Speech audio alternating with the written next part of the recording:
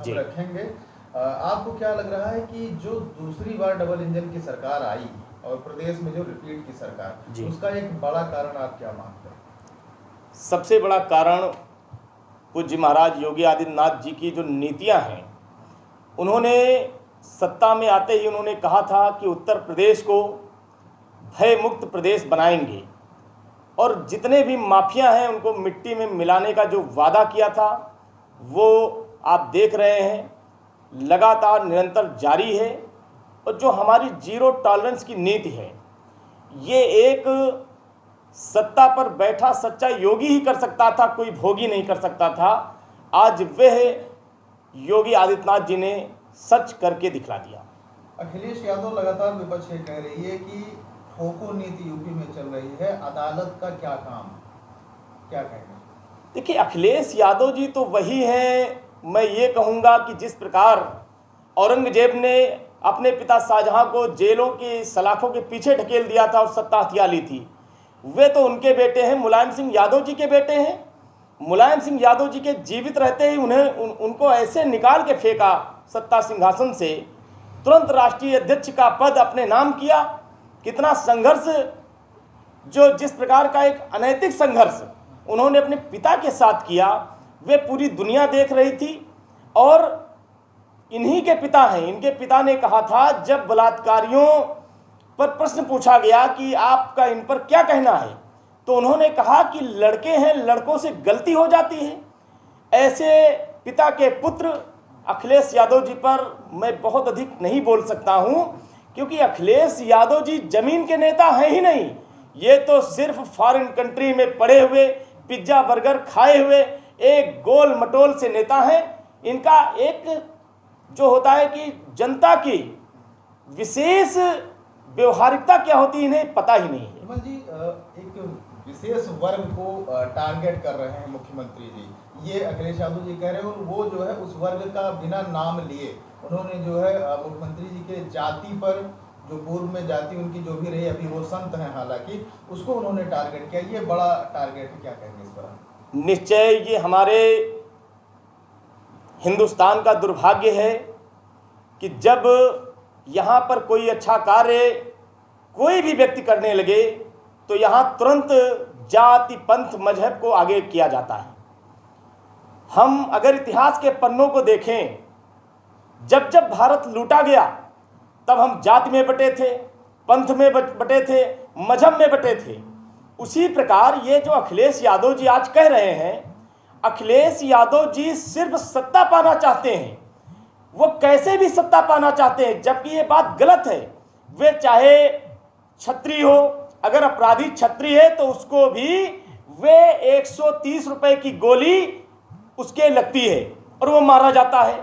वे चाहे ब्राह्मण हो, विकास दुबे ने सबसे पहले हत्या, एक राज्य मंत्री जो भाजपा सरकार के राज्य मंत्री थे, शुक्ला जी का, उन्होंने थाने के अंदर मर्डर कराया था। और जिस प्रकार अतीक अहमद की बात आती है, ये अतीक अहमद वही अतीक अहमद हैं कि जिन्होंने सबसे पहले अपने गैंगस्टर को फैलाने के लिए, माफिया राज को बढ़ाने के लिए चांद। निश्चित मैं तो स्पष्ट कहूंगा कि ऐसे दुर्दांत अपराधियों पर अपनी सेवा के बजाय अगर उनको सीधे 72 हूरों पर डाला जाए, मैं भी सांकेतिक कह रहा हूं, 72 हूरें जिनको मिलती हैं उनको वहां पहुंचाने का काम योगी आदित्यनाथ जी की जीरो टॉलरेंस नीति करेगी और हम सभी उसका बड़े दिल के साथ स्वागत करेंगे, अभिनंदन करेंगे। नगर निकाय चुनाव का जो है सरगर्मियां तेज हुई पूरे उत्तर प्रदेश में, जोरों शोरों पर है। 10 दिन मात्र बचे हुए हैं। आपको क्या लग रहा है, ठीक लोकसभा चुनाव से पहले निकाय चुनाव में बीजेपी के परिणाम क्या होंगे और कितना खरा उतरेगी? निश्चित मैं उत्तर प्रदेश के सभी मतदाताओं से, माताओं से, बहनों से, बड़े बुजुर्गों से हाथ जोड़कर निवेदन करना चाहूँगा कि जिस प्रकार से उत्तर प्रदेश आज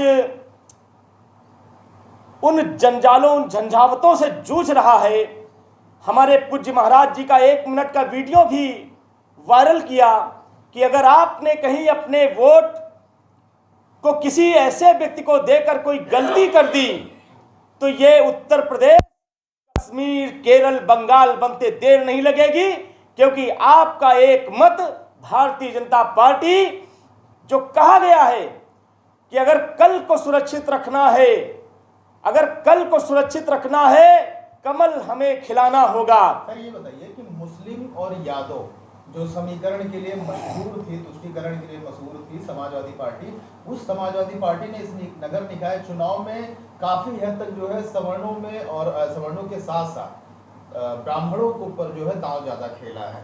तो इससे क्या लग रहा है कि भारतीय जनता पार्टी के समीकरण पर कुछ असर डाल पाएगी समाजवादी पार्टी? भारतीय जनता पार्टी का जो वोटर है, वह हमारा जो वोटर है वो राष्ट्र के प्रति समर्पित वोटर है। भारतीय जनता पार्टी का वोटर मत, पंथ, मजहब में नहीं बंटता है। हाँ, ये जरूर है कि भारतीय जनता पार्टी का जो वोटर है वह ये देख रहा है कि हमारा भारत किस दिशा में जा रहा है, हमारा उत्तर प्रदेश किस दिशा में जा रहा है। ये वही उत्तर प्रदेश है कि 2016, 2012 से 17 के बीच में दिन दहाड़े बेटियों का अपहरण होता था, बलात्कार होता था, हत्याएं होती थी, व्यापारियों से रंगदारी, माफियागिरी, अपहरण करके वसूला जाता था रुपया। आज वही उत्तर प्रदेश है टॉलरेंस पर योगी आदित्यनाथ जी ने उसका बैलेंस बनाया है।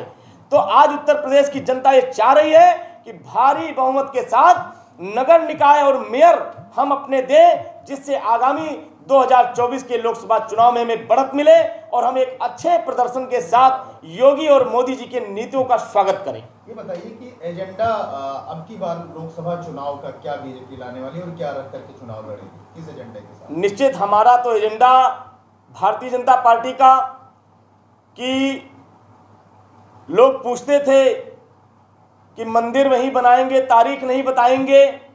अब आप देख रहे हैं कि मंदिर भी बन रहा है, तारीख बताकर मंदिर बन रहा है, और 2024 आते आते सबको दर्शन भी करवाएंगे। लेकिन 2024 का चुनाव हम किस पर आएंगे, ये भी मैं आपको स्पष्ट करना चाहता हूं। 2024 का जो चुनाव होगा, अभी हमारे सामने बड़ी चुनौतियां खड़ी हुई हैं। वे चुनौतियां वैश्विक चुनौतियां हैं, जैसे चीन, पाकिस्तान, ऐसे लोग जो हमारे भारत के बढ़ते हुए आर्थिक प्रगति को देख नहीं पा रहे हैं, विकसित होते हुए देश, अपने भारत देश को देख नहीं पा रहे हैं, वे वैश्विक चुनौतियों से निपटने के लिए भारत की जनता पूर्ण रूप से भारतीय जनता पार्टी पर विश्वास करेगी। अपने मत के सहयोग से भारतीय जनता पार्टी को अपना आशीर्वाद देगी। दूसरी बात,